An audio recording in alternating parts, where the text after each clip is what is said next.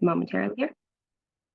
Awesome. And our first presenter is unfortunately not able to be with us today.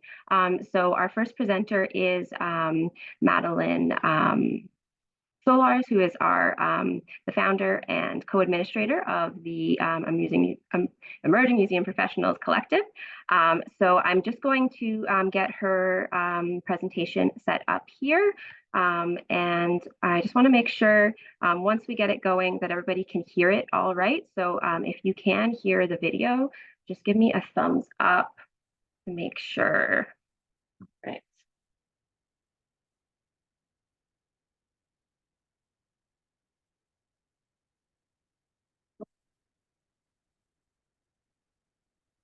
Okay.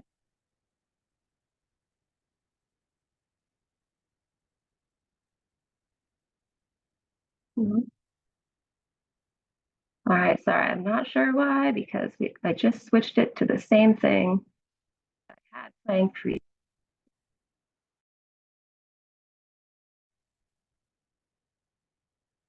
Madeline Smolarz, anyone knows that she heard.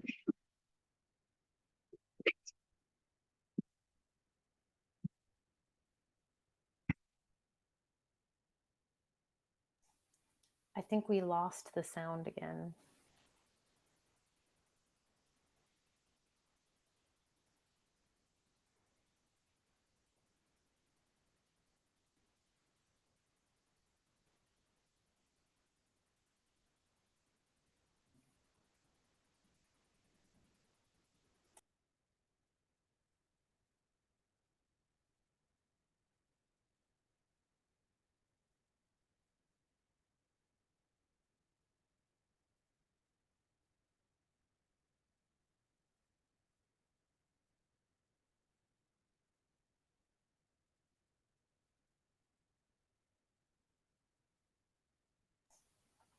Sorry, Jean, I think we lost sound on Madeline's video. Oh. Okay, 1 second. You had it for a second there? We had it for a second there. Okay, let's try this. Is that back? No. Okay, sorry about that. Let's see here.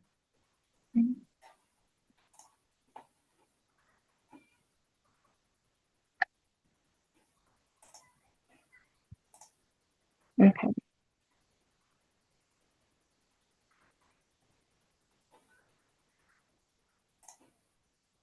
No, still don't hear it. Okay, 1 second. I'm not.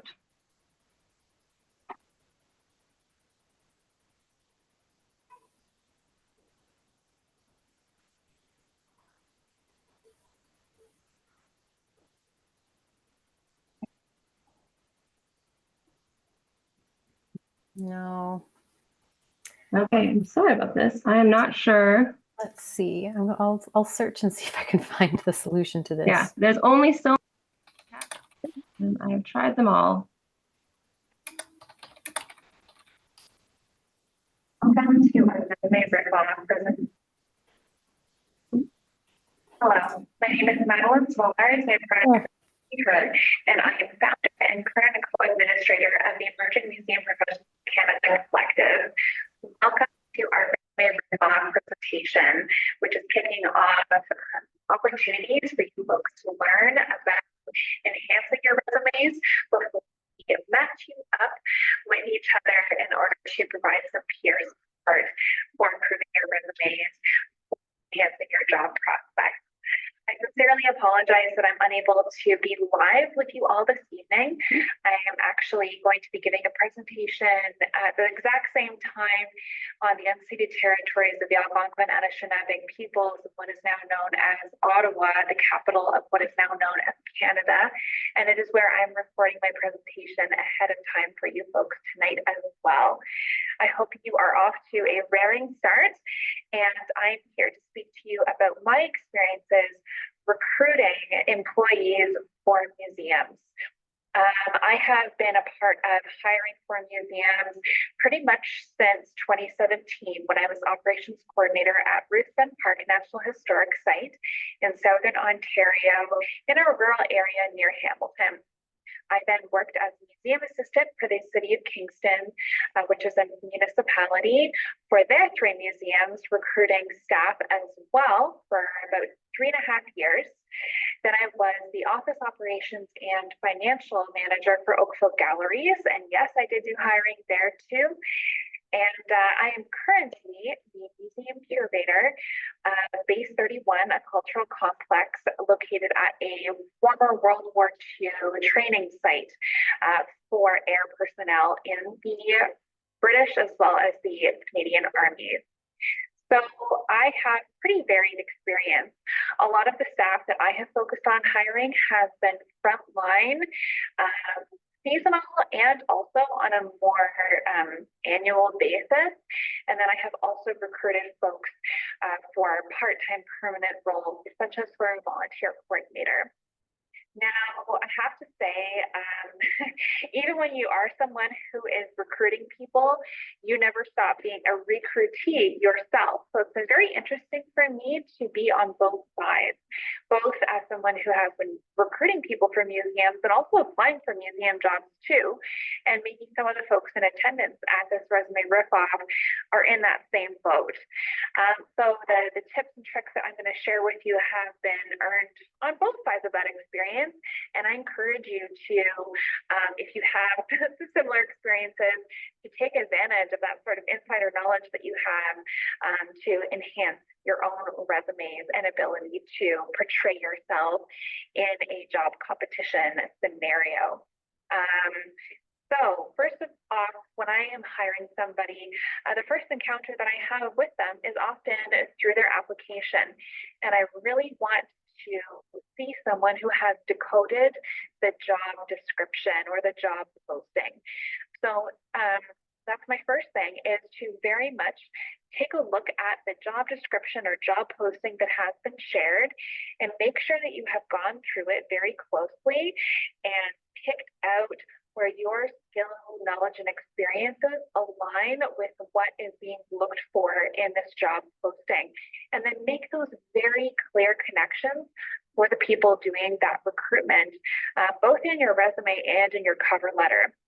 If something comes across my desk where it's clear that someone hasn't really decoded that job posting and then also customized their application, at least even a little bit, to the job posting, that tells me that that person may not be as interested in the job. They're just trying to maybe get out as many resumes as possible, and that they may not truly know what they're in for if they do get an interview and are hired to work for me or for my organization.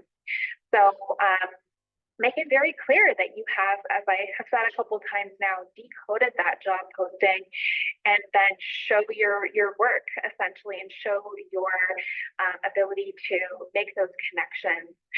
Make it really easy for the recruiter to see what a perfect fit you are for this job because you spent a little bit of time parsing it out. So this really means reading the job description a couple of times, skim, swim, dive, matching up your interests and your experiences. Those kind of, I think of them as like buckets of skills, experience, and knowledge with exactly what is being looked for in this job posting as well. And sometimes when you do that, you realize maybe a job isn't as good a fit for you as you thought originally, and then you can move on and put your energies towards another job application that may be better suited to you. So that's certainly my first piece of advice, is to spend a little bit of time to decode that job posting. So another thing that I certainly look for when someone is applying to a position that I have made available, that I am recruiting for, is to see someone who knows the difference between a resume, and a curriculum vitae. Depending on the job that I may be sharing, I may be looking for a resume, which is usually shorter, tighter, gives bite-sized information about the experience that you have. Or I may be looking for a CV, which is traditionally a little bit longer, can be a little bit more academic in nature, but it gives you a bit more space, page space really, and gives you the ability to use different sections such as publications, speaking experience, to be a bit more, I guess, talkative about yourself and explain the experience that you have. So if I've clearly stated that I'm looking for a resume, 2 pages, folks. Anything more than 2 pages, you're really pushing it, because often recruiters only have so much time to look at things, and they probably don't have time to look at a 3rd page. So why waste your time? CVs are oftentimes 3 or maybe even 4 pages. Anything more than that, unless you're like applying for a PhD level job, hey, go for it. You know what? It also never hurts if you are super uncertain about length of application, whether they are looking for a resume or a CV. If there's any confusion there at all on your part, reach out to the recruiter. There's often an email or a contact person that you can reach out to for questions during the application process or the recruitment process. So use that resource. But definitely never give more information than what is being asked for. And the tighter and more concise that you can be, the better. Because as I said, folks only have so much time, and you also only have so much time to give to all of these different applications that you're putting out into the world. And nobody wants to get burned out creating several page applications for every job that they apply to. So know the difference between a resume and a CV for sure. That's the core piece of advice. And then be concise, short and sweet, get to the point, and make sure that you're using your time and the recruiter's time to the best of your ability. So that is certainly something that I look for. In interviews, once you get to that part, often I'm crafting interviews and learning more about somebody based on their resume and their CV. So really, that's how you get your best foot forward, because the way someone is going to interact with you through an interview is going to be colored by what they have learned about you through your resume and your cover letter. So making sure that you are really representing yourself in those 2 core documents is so important. And oftentimes I'm more inclined to invite someone to interview if they really jump off of the page. So not to say that you need to make it crazy colorful or crazy memorable, but just make sure that what you are putting down in your application documents really represents you as a person. So for me, that usually means a little tiny touch of color just to make it so that if I use an image of myself, that there's some continuity in color from that image, maybe the shirt that I'm wearing, or the background. That's throughout the document. I often have 3 core phrases that describe me as a professional right at the top in the header of my resume and cover letter. So for example, museum generalist, trusted team member, inclusive leader, operations manager, having basically like an announcement of who you are as a museum professional and what your core values are too, and what people value most about you as a coworker, a colleague, an employee.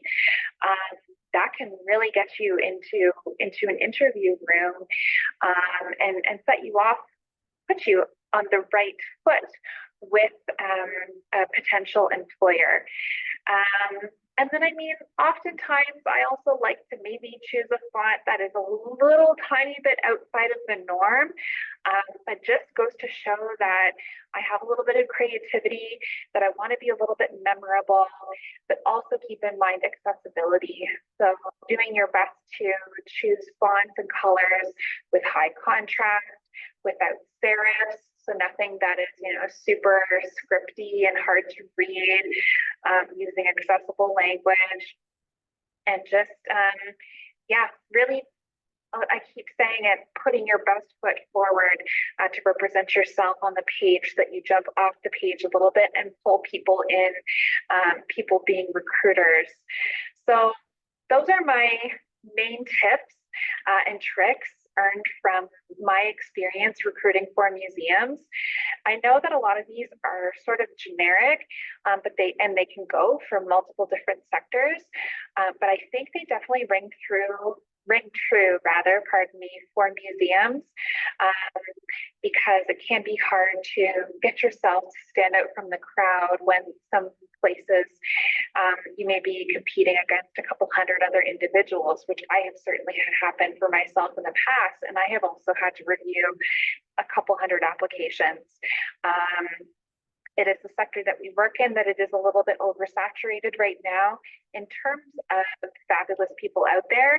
But if you think about these couple of things, I have no doubt in my mind that you'll be able to rise to the top of a recruiter's pile of applications and make it through the next stage to make sure that you can share your story and demonstrate how you are the best person for the job.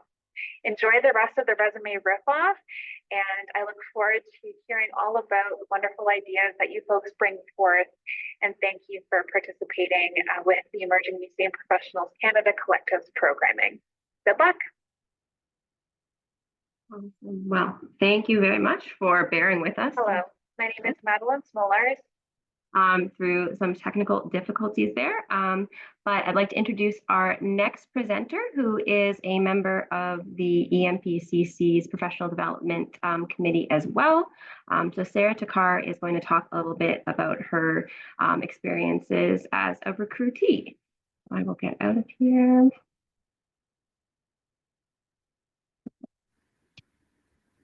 Hi, I'm Sarah. I will be presenting. I think we're just going to wait for my slides to pop up. Unfortunately, I also had some technical difficulties, and Madeline should be just getting that up on the screen for us.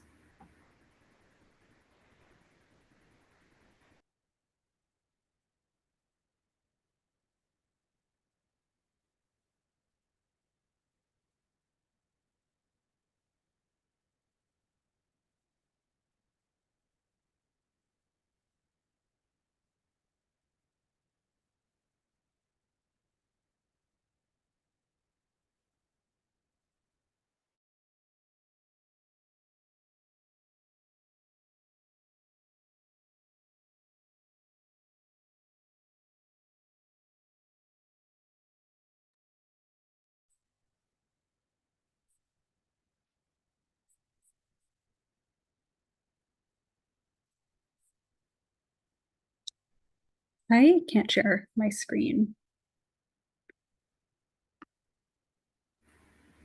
Okay.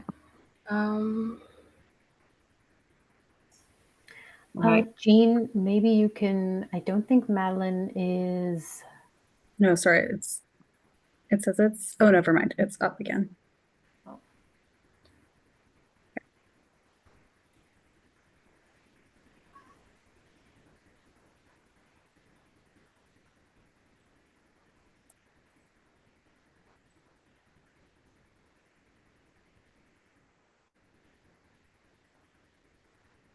There we go. All right, thank you for bearing with us.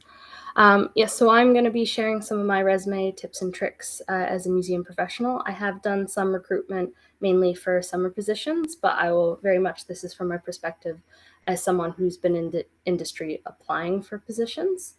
So if we head to the next slide, just we'll give you a little short intro about me. My name is Sarah Takhar. I live and work in the Greater Toronto area, and I'm currently speaking to you from treaty lands of the Mississaugas and the Chippewas, recognized through Treaty 13 as well as the Williams Treaty. I have predominantly worked in museum programming and education in my career.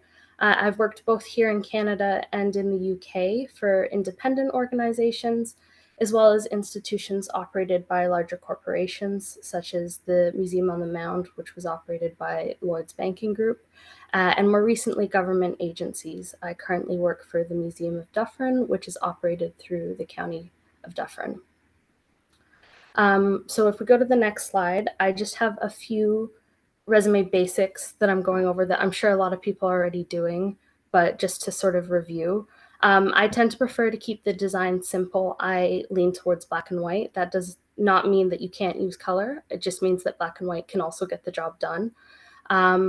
With sizing for the font, remembering that a resume does have to be quick and snappy because recruiters don't have that much time. We are trying to pack in a lot of information, but we don't want it to be dense, and we don't want paragraphs and paragraphs of information. So I try to make everything fit, for the most part, with bullet points in size 11 or 12 font on 2 pages. And of course, also listing most recent experience first. I also try to make sure that I have contact details on my resume as well as on my cover letter, just on the off chance the pieces of paper get separated during recruitment, and just so it's very easy for recruiters to have information to contact you if necessary. My biggest tip, if there's anything you take away from my part of the presentation tonight, is to make sure that you are tailoring your language.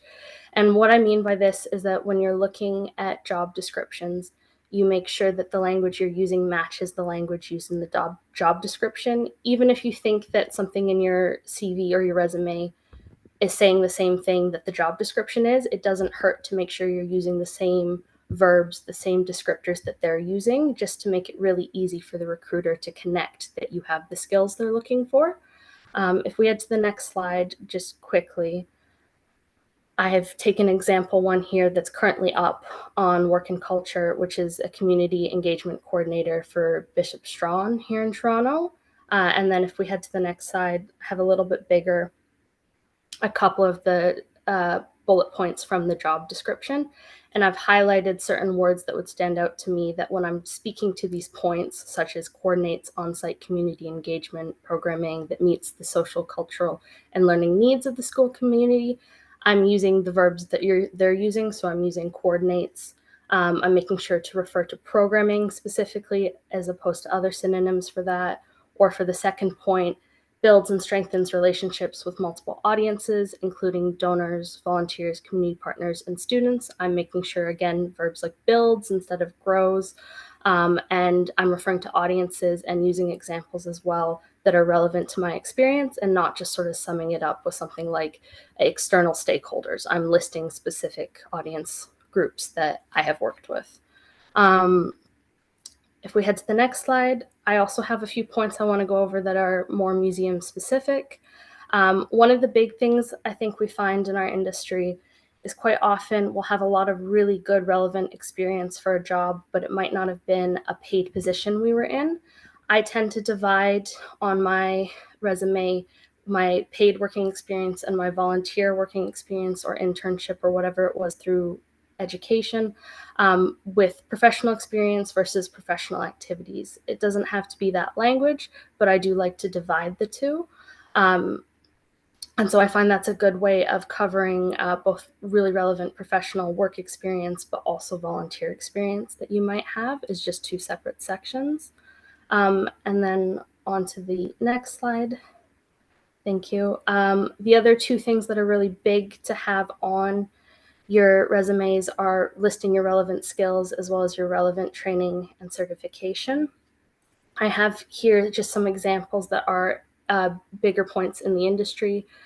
So when listing relevant skills, we quite often, especially if you're doing collections work, want to be highlighting which collection software you are familiar with. So that may be past perfect. If you're in programming, depending on the size of the museum, you might also be doing some of the marketing, so the social media applications that you are familiar with. In this case, I don't mean just that you're familiar with like Facebook or Instagram as a user, but you're familiar with the software that they use for marketing campaigns. So it's been a little while since I've done that, but TweetDeck is one of the examples, which I don't think is as relevant now that Twitter's not really the main focus. And then with marketing websites as well, if you're experienced with these, listing the ones you're experienced with, like Eventbrite, and then design software, design programs as well, like Canva, are really big in a lot of different types of roles. So just making sure that you're listing all of these specific skills that you're familiar with. With training and certification, I also just wanted to highlight 2 of the big ones in programming that you often see are CPR training, and you'll also see high fives, principles of early childhood development. healthy child development. These are two really big ones, and they're great to have if you do have them. Make sure they are on your resume, but also do keep in mind that if they're required for a position, a lot of organizations will retrain you. I even found with a recent position that I will have to retrain for CPR, even though I'm still certified, because they prefer their training through the county. So the other thing I wanted to say about listing your skills and your training is really make sure that they're relevant to the position you are applying for. So with the museum industry, quite often you'll end up in roles where you wear many hats, and you might be in a programming role or a curation role, but it bleeds into another role. But when you're applying for a job, even if you have a lot of skills in like curation, if it is a programming role, make sure everything you're listing and highlighting is really relevant to the job description, and there's not extra information that they're not really looking for them to get lost in. And so to sum up, if we just take a look at the last slide, the final thing that I just really want to say is that when you're writing your resume, when you're working on it, just remember to pause and breathe before you resume working on your resume. I know our industry can be really frustrating. It's a very competitive market out there. And even sometimes when you apply for something and you think it is an absolute perfect fit, you might not hear back. You don't know what's going on behind the scenes. Your CV or your resume is just one step in the job process. You'll also have your cover letter and hopefully also the interview further down to help boost yourself as a candidate. So really just remember to take time to be kind to yourself when applying for jobs or trying to find a new job and looking at updating your resume, because it can be quite personal, but it just takes time and you just need to be kind to yourself. Thank you. Thank you, Sarah. I'm just going to try and remove your spotlight and introduce Krystal at the same time. So Krystal is another of our co-administrators at the Emerging Museum Professionals Collective, and also the steward of our ad hoc advocacy committee. So I will give it over to Krystal. Hello, everyone. Now, please also bear with me because I'm going to play a slide. So I won't be able to see anyone anymore. All right. Can anyone see me or see the presentation? All right. We can't see the presentation. Can't see the presentation. Okay. Let me share my screen. Do that way. Share. All right. We can see it now. Perfect. Okay. Do you see the full presentation? Like, do you see the bar on the side? No, we just see the slide. Perfect. That's awesome. Do you still see me by any chance? I can still see you. Oh, okay, cool. I will keep that in mind for my facial expressions. So hi, my name is Krystal Newcombe. My position here with EMPCC is, as Jean lovelyly said, is a co-administrator as well as the steward of the ad hoc advocacy committee. In my day job, I am the head of Indigenous engagement with the Royal Alberta Museum. And before coming to that role, I've had a few other positions, mostly with nonprofits, but I've also sat on boards for museums that are both municipal and regional. So I wouldn't say I have the most extensive experience, but I have been around the block a little bit. And my presentation is really going to focus on comparing and looking at government jobs and nonprofit jobs.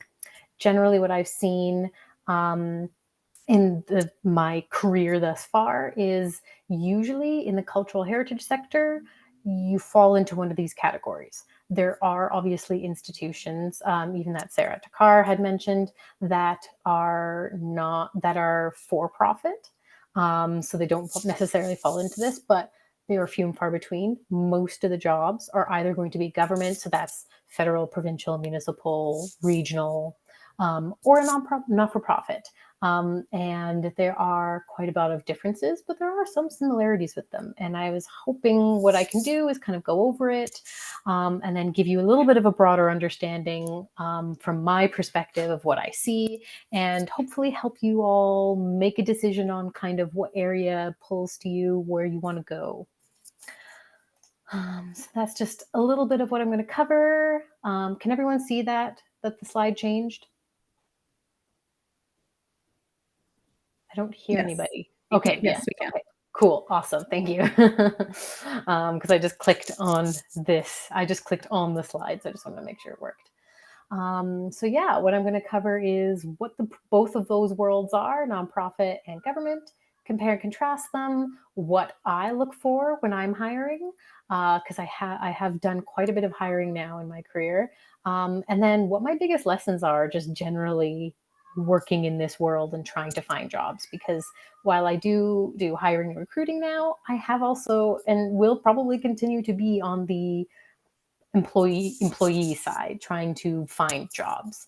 So hopefully I can pass on a little bit of wisdom. So first I'm going to just talk about the non-for-profit world.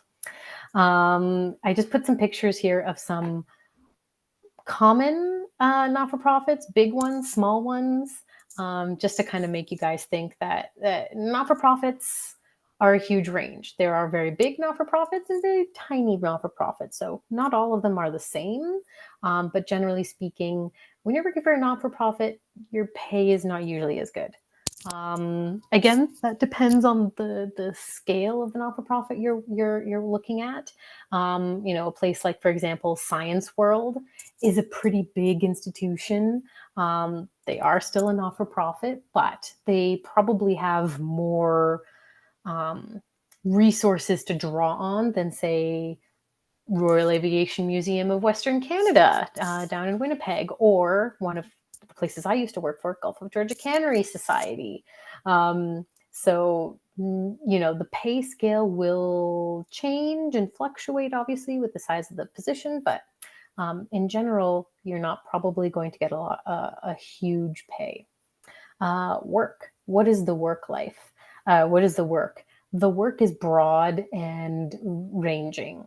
One of the biggest things I noticed working in the not-for-profit world is very often, even at these larger institutions, you are probably going to have to wear many hats. So you're going to have to maybe do the social media, but also do the marketing, but also run a program, but also develop an education program, but maybe also participate or help in the exhibit. Even in these larger institutions, they do kind of need you to be a jack of all trades. That can be good because it gives you a chance to experience different jobs, different tasks.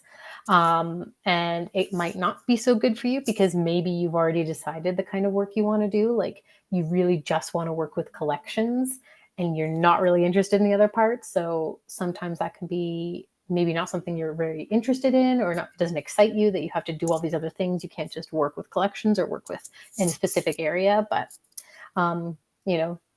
it is what it is. Advancement. Typically, what I have found is if you're looking to advance, go up the ladder, that can be kind of tricky in not-for-profit worlds. Again, usually they hire jack of all trades, and there isn't usually a lot of movement in terms of your position. Your pay, you might still be in a place where you get your pay increases every year. You might not. It really depends on the not-for-profit you're working in. But in terms of actually, like, if you were looking at working your way up the ladder, that can be kind of tricky in not-for-profit worlds because they don't usually have a super stratigraphic hierarchy. In what I mean by that is they don't usually have a lot of like mid-level managers, higher level managers, directors, that sort of thing. You don't tend to see a lot of that in not-for-profits. Again, when it's on the smaller side, bigger scale, a little bit more. But generally that's what it is. Work-life balance.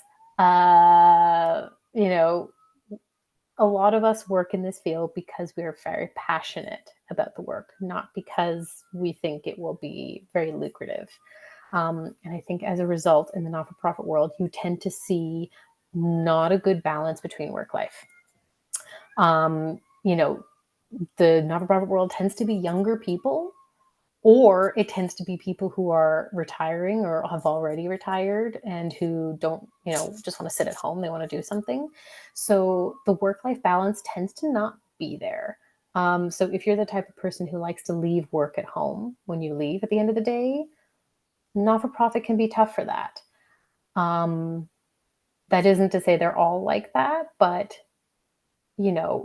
I think they generally don't tend to have as many resources to draw on, with the exception of the people who work there. So, they tend to not have the greatest work-life balance.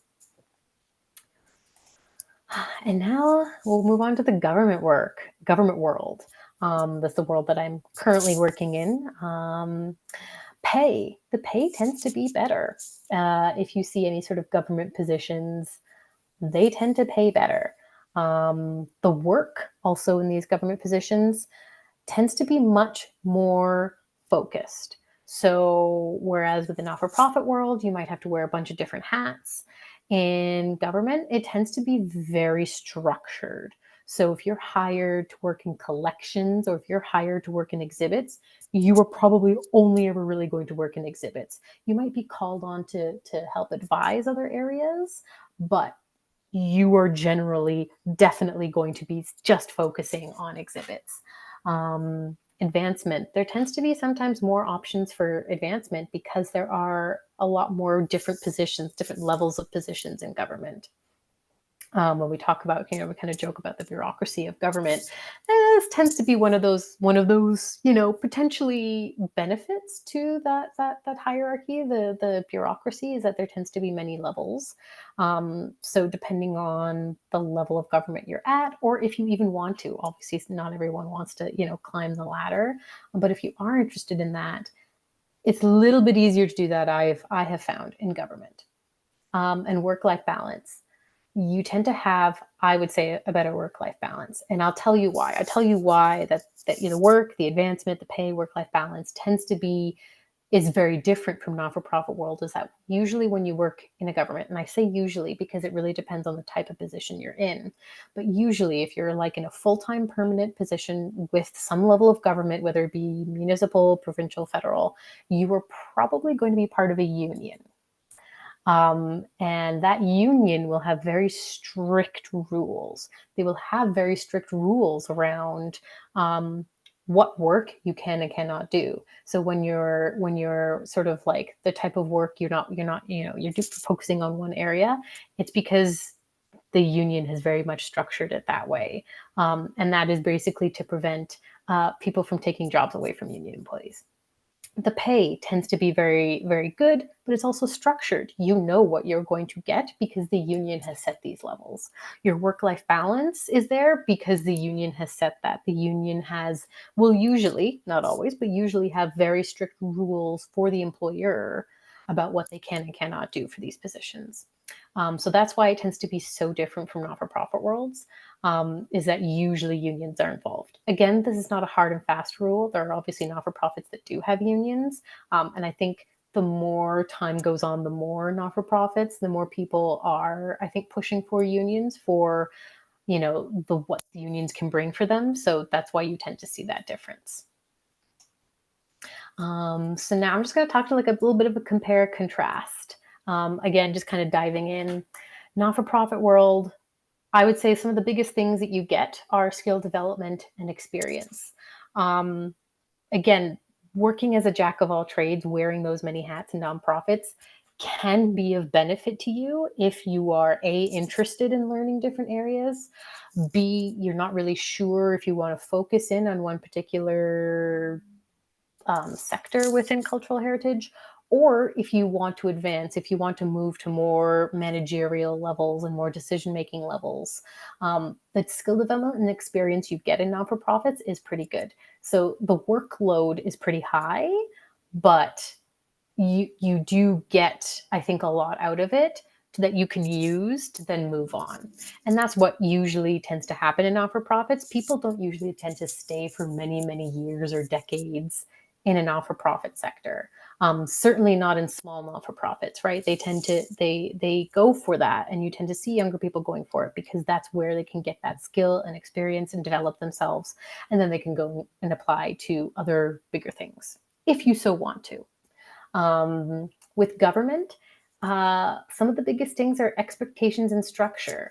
So your expectations aren't as, I would say, pressured maybe as a non-for-profit.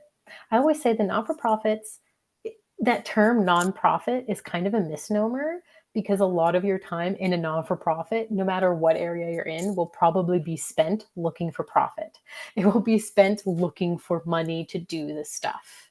And, you know, as a result, what you end up having in a non-for-profit is that you get to usually a lot of freedom. It's basically like you can do what you want to do in that position as long as you can find the money for it. Whereas with government, you tend to have more resources to draw on, certainly more secure resources to draw on. But you don't have a lot of freedom. There's a lot of structure. Sometimes that is really good. So in terms of like work-life balance, in terms of being expected to do different jobs, like that's good, because you know what you get, what you see is what you get. But it does also mean too that sometimes it can be tricky to be creative or inventive, or to try new things, or to kind of, you know, be a little bit creative and experimental. That can be kind of tricky in government sectors, because there are very specific expectations of you. You will always know what you need to do, and there's a very big structure to that. For some people, that's really good. That's what they want. That's what they like. For other people, it's maybe a little bit too confining. They don't want to be restricted so much. And in government, you tend to be more restricted. So when we talk about both of them, resources and workload, they both have different resources and workload. I would say, again, as we talked about not-for-profit, they tend to have less resources, but more freedom. And sometimes that also means more workload, because, you know, you're usually part of a smaller team and you're usually carrying quite a lot of work. You're doing a lot of the back of house, front of house, every kind of job. Whereas with government, you tend to have more resources, but also more restrictions placed on you. There is another extra body that's kind of like directing your work. Quickly, I'm just going to do, I'm kind of noticing I've spent a lot of time on this. Things that I look for when I'm hiring. Cover letter details. Does your cover letter show that you've read the job description? That's one of the biggest takeaways. You know, as soon as I see something that says, "Dear Sir" or "Madam" in the cover letter, when the job posting has my name and my details on it, that's, you know, it just shows it's a little bit that they haven't given quite maybe enough effort into this. I look at your references. So if you move on past, you know, an interview and we're looking at references are actually kind of a big deal, because they can, you know, if I'm debating between a couple of different people, I really do rely on those references. Do you have references from all your past positions or some of the key past positions? You know, how many references do you have available, that sort of thing. And then seeing what they say, you know, that sort of thing, that can sometimes make or break a person getting hired. Again, reading comprehension. Have you read what's in the resume? Madeline touched a little bit on this. Have you read what's in the job posting and put that into your resume and your cover letter? Or have you sent out what looks like very obviously generic, sort of your generic thing? Yeah, personalization. I like a little bit of personality into it, in particular in the cover letter. If your cover letter is just sort of listing up all the things you did at all your jobs in your resume, that doesn't quite, that's not quite exactly what I'm looking for, because I can look at your resume and see all the points that you put on it. But are you going into depth? Are you tying that work? Are you saying what that work taught you? Are you talking about the other sides of your personality and who you are? Tailored resume. Again, I think Madeline Madeline touched on this, it is time consuming, but I think it really does help people stand out, and it makes my job easier. And I like that. Personality. I think personality is part of the interview process, but it's also can be found in your resume and your cover letter. Just those extra little touches, just what you put in there. There is a lot that can be communicated. And there was something that I was told by one person, one of my very, very early bosses in my university days. And he said, I can teach people to do stuff, but I can't teach people to be good people. I can't teach you to have a good personality. I can't teach you how to get along with your coworkers. So very often that personality is sometimes like a huge factor in hiring, because again, most people that I'm looking at are probably going to have quite a lot of skills and great skill sets. But when I'm thinking about my team and how I run my team, I think about the personality, about the person I'm hiring. Will they get along? Will they be able to handle this work? You know, how do they seem like they're going to handle feedback? How are they going to handle difficult situations? Will they get along? Can I tell if I get along with the other people they work with? That is usually a big factor. And my biggest lesson so far is figuring out what I'm willing to do. It's different to not the same thing as figuring out what I can do or want to do, but what am I willing to do? What kind of work do I want to do?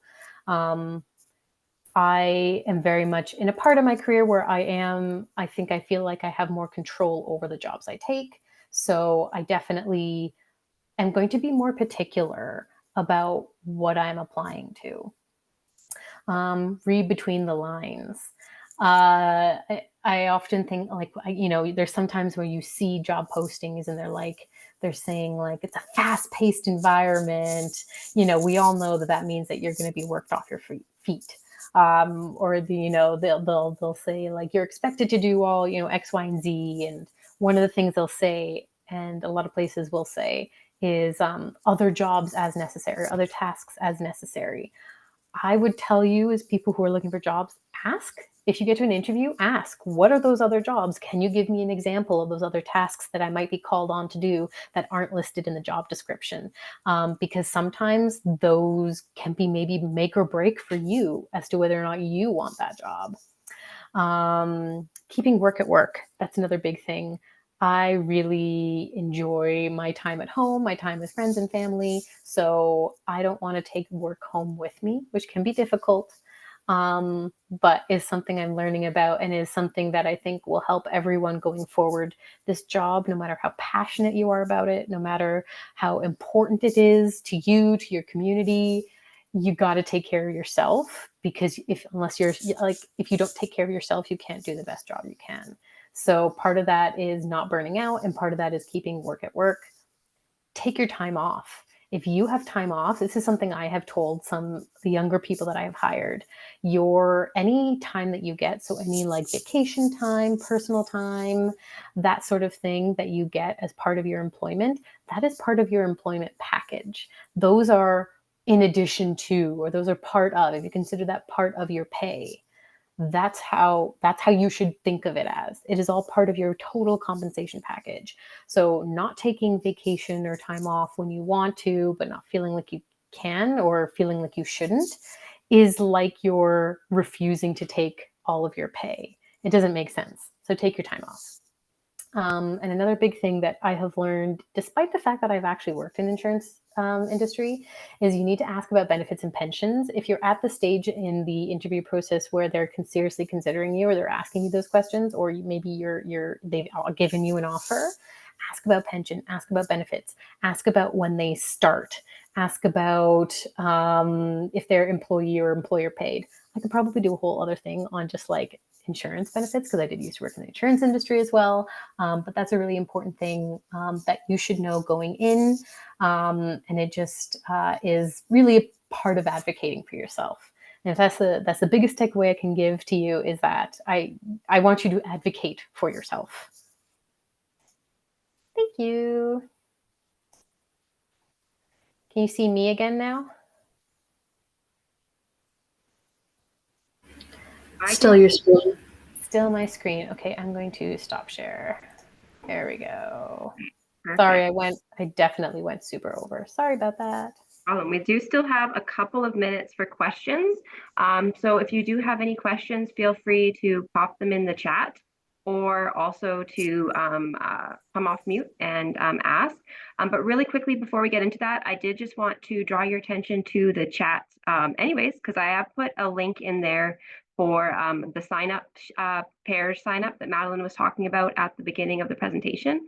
So if you are interested in doing the exchange for the resumes, please fill that out by June 3rd, and hopefully we can get you paired up with someone who can help you to make your resume as amazing as possible. So are there any questions before we log off? I have a question. Oh, go ahead. I think it was Madeline that mentioned adding a picture to the resume. I'm not sure if I heard that right, but I'm just wondering if that's something that you would also recommend doing.